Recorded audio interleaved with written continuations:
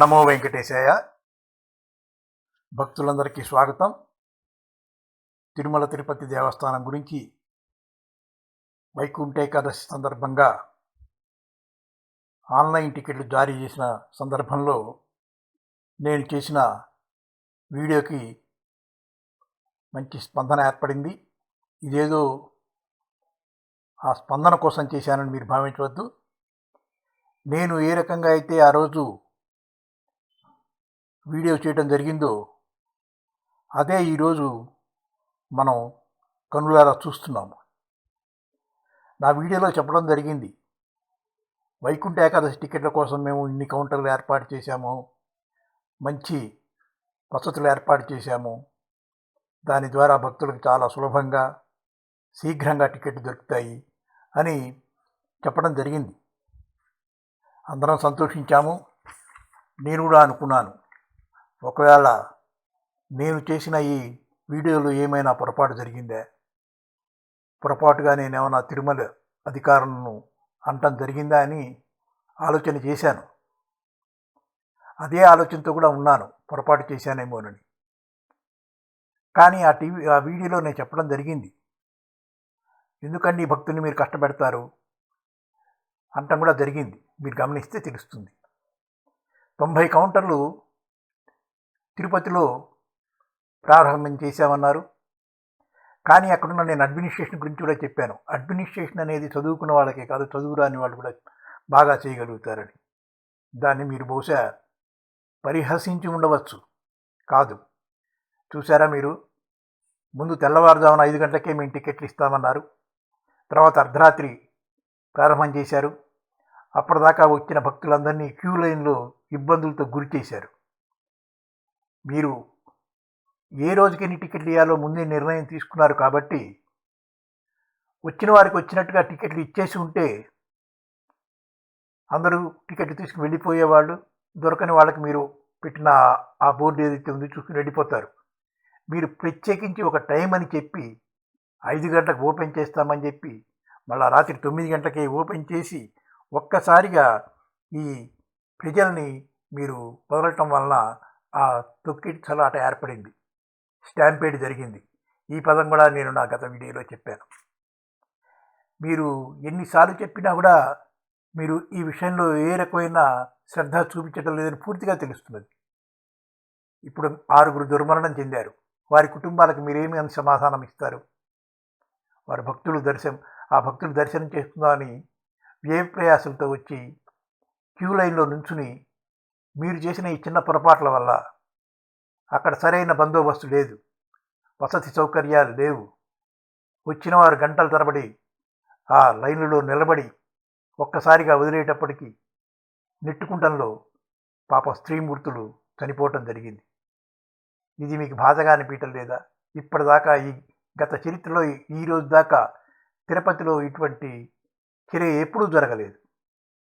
వైకుంఠ ఏకాదశి కోసం దర్శనం చేసుకోవాలని వచ్చిన భక్తులకు మీరిచ్చే ఈ వైకుంఠ ఏకాదశి కానుకలాగా కనపడింది.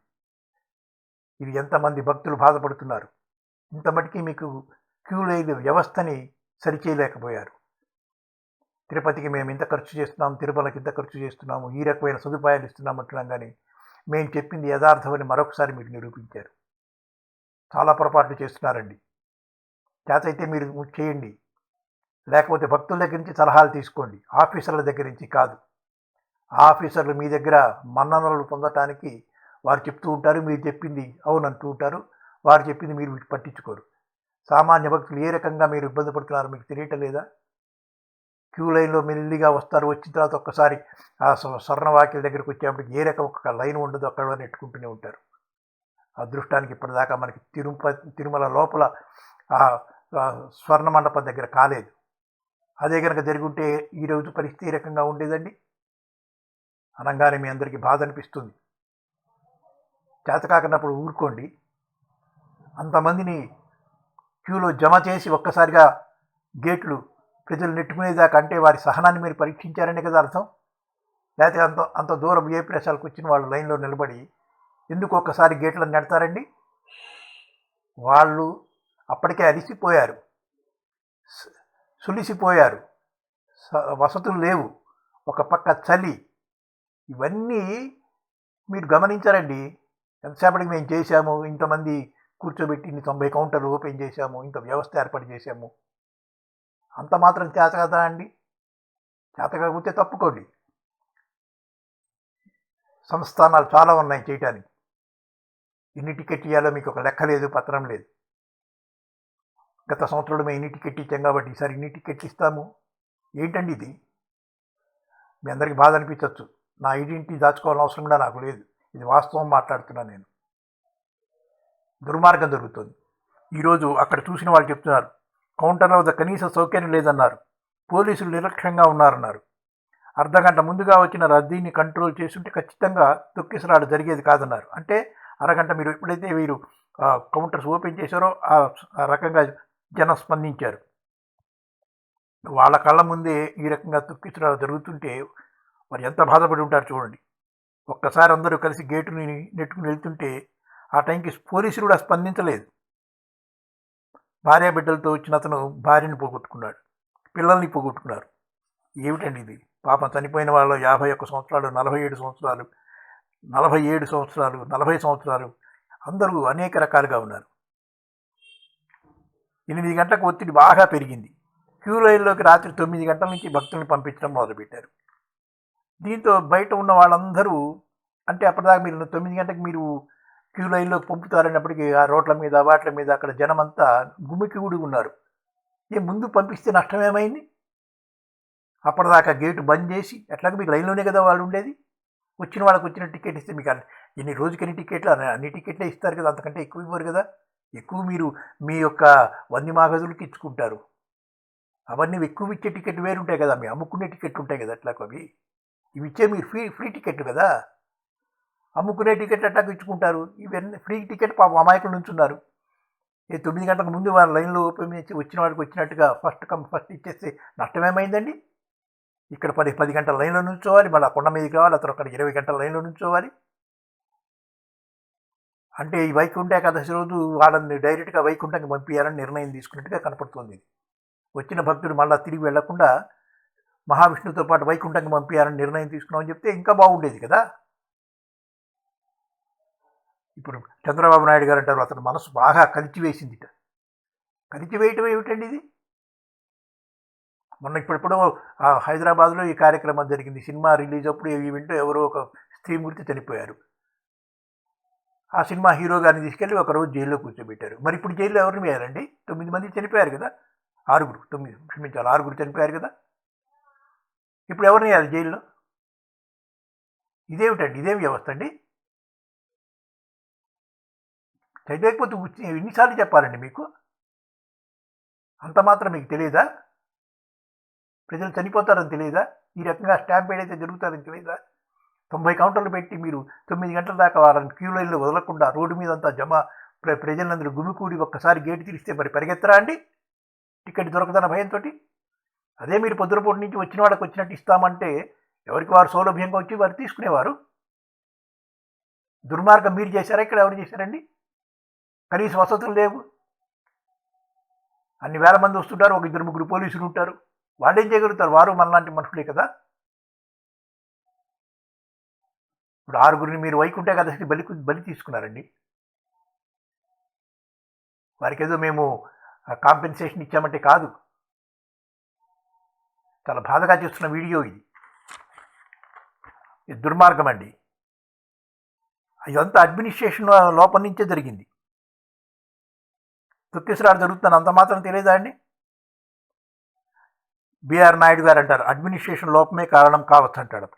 అడ్మినిస్ట్రేషన్ అంతా చేస్తున్నది ఎవరు? మీరే కదా.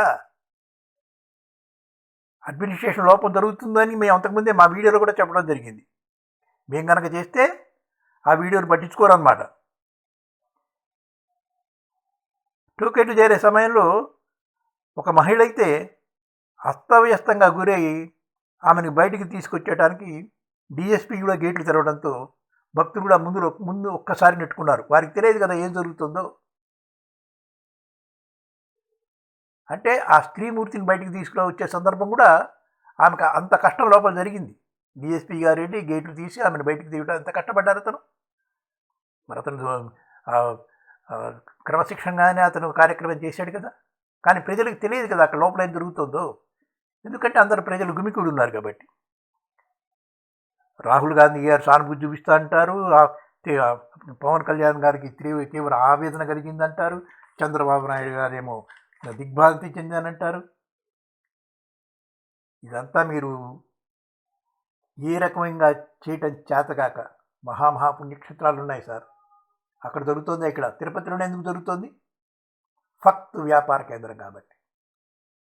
ఇది చాలా బాధగా నేను పొద్దున్నే చేస్తున్నాను. ఇది పేపర్ చూడంగానే ఒక్కసారి మనసు కలిచివేసి ఈ రకంగా చేయటం జరుగుతుంది. దుర్మార్గం చేస్తున్నారండి మీరు.